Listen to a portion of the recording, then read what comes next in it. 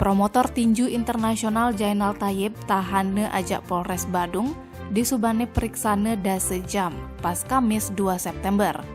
Pengusaha ane asalnya uli Sulawesi Selatan entu tahanne ulian kasus mang keterangan palsu ke dalam akte otentik jual beli aset di Desa Cemagi, Kecamatan Mengui, Badung.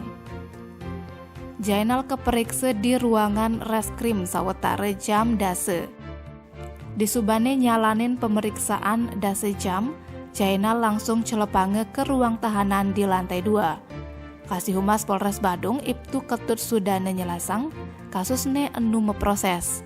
Jainal Thayyib laporange ajak timpal bisnisne ane Madan Hendar Giacomo Boy Syam.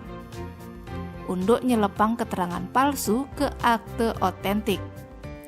Kasus ini sebenarnya subuh tahun 2012. Pas entu Jainal Thayyib ngajak korban kerjasama pembangunan ajak penjualan tanah di Desa Cemagi, Kecamatan Mengui. Cuma pas nanda tangani akte ajak mebayahan, mare tawange yen lahan tanahnya linggahne tu sing cocok. Antu mekade Hendar nempuh jalur hukum. Tim Bali Express ngelaporang.